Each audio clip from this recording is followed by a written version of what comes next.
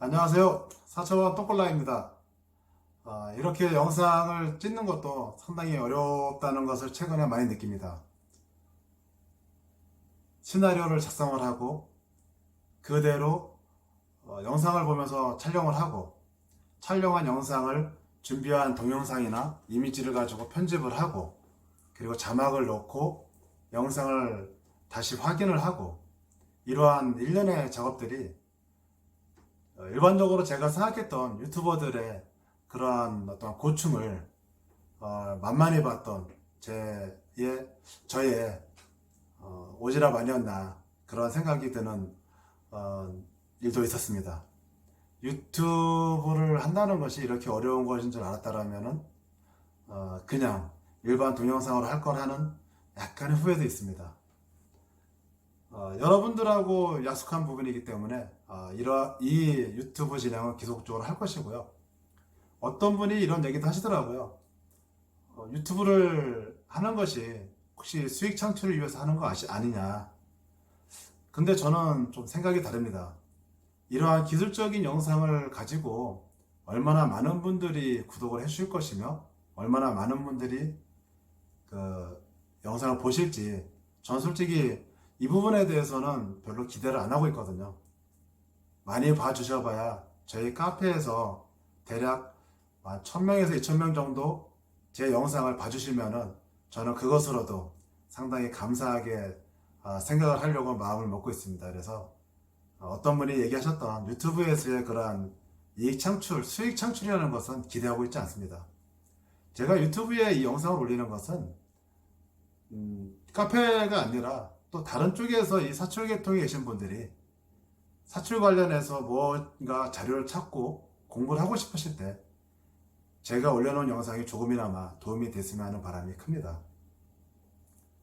오늘은 사출의 사요소 중에서 네 번째 주변기기에 대한 시간입니다. 주변기기를 제가 조사하다 보니까 대략 쉬운 네 가지가 있습니다. 쉬운 네 가지 중에 첫 번째 추출기부터 시작을 하도록 하겠습니다. 그래서 몇 프로 나눠질지는 모르겠는데 대략적으로 5분에서 8분 간격의 영상을 만들면서 쉬운 4가지의 주변 기기를 오늘부터 하나씩 어떠한 종류가 있고 어떠한 역할들을 하는지 이야기를 해보도록 하겠습니다. 첫 번째로 추출기입니다.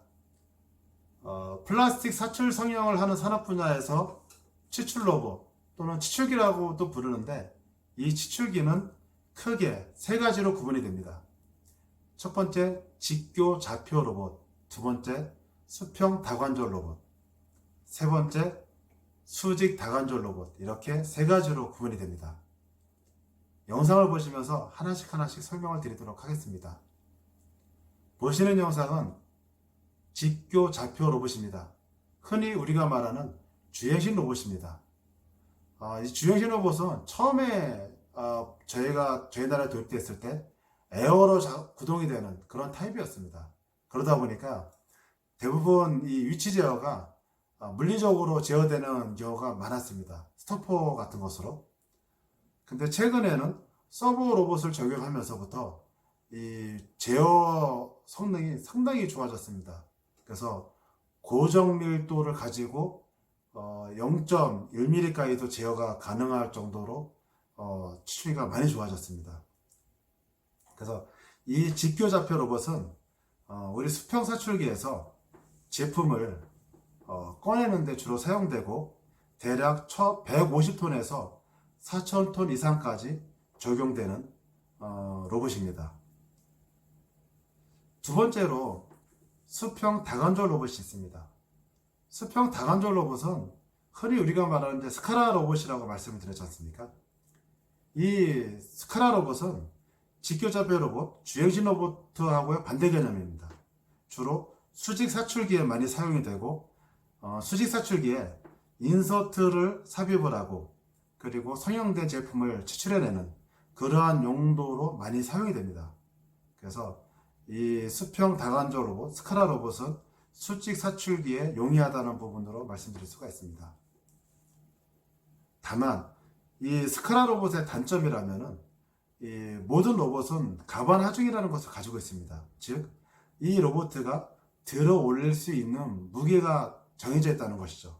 그래서 이 로봇가 가지고 있는 가반 하중에 의해서 실제로 적용되는, 또 적용할 수 있는 그 사출기나 제품이 한정이 되어 있습니다.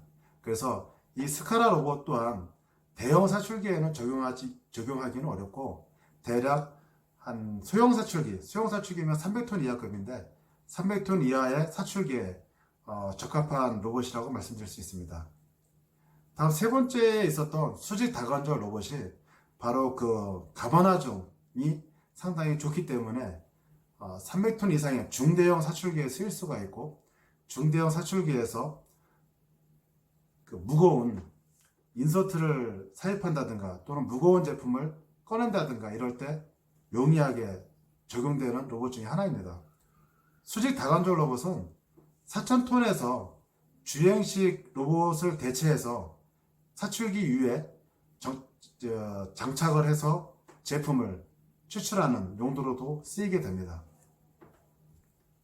최근에는 수평 사출기 위에서 다관절 로봇이 제품을 추출해서 주행을 하는 그러한 로봇이 한양 로봇사에서 제작이 되어 시연회를 하는 걸 본 적이 있습니다.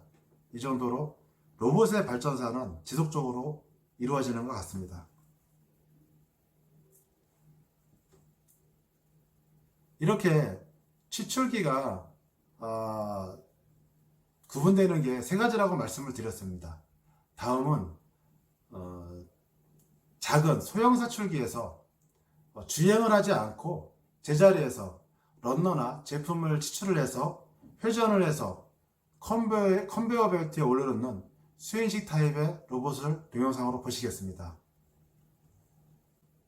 이 스윙 타입 로봇은 런너만 찍어 추출하는 팔이 하나인 것도 있고, 런너와 제품을 동시에 추출할 수 있는 암이 두 개인 것도 있고, 그리고 측면으로 그 수직 사출기에서 런너를 추출하는 그런 측면 타입도 있습니다.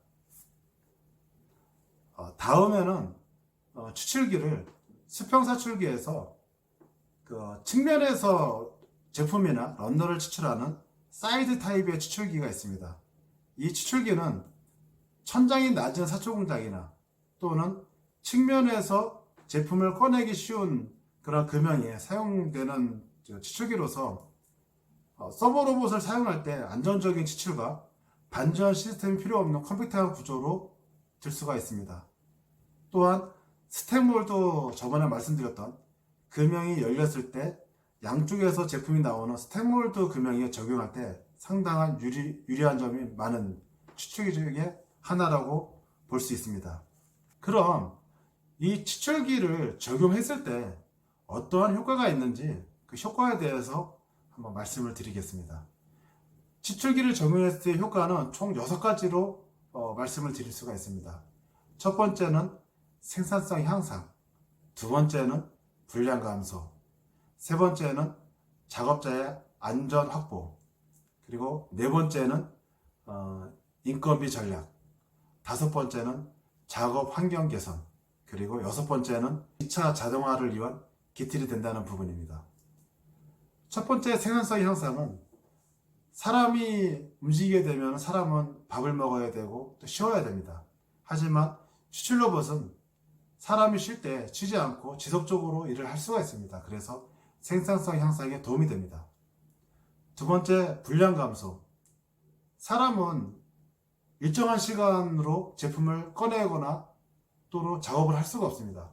하지만 추출 로봇은 일정한 시간으로 작업을 할 수 있기 때문에 균일한 품질을 위한 조건을 만드는 데 상당히 용이합니다. 그래서 불량 감소에 효과가 좋습니다. 세 번째, 작업자의 안전 확보입니다. 옛날에 사출 성형은 3D 업종이라고 구분되는 가장 위험한 직종 중에 하나였습니다. 왜냐하면 사출기에서 작업을 하면서 야간에 주로 4시에서 5시 사이에 금형에 손이 껴서 사고가 당하는 일이 상당히 많았습니다.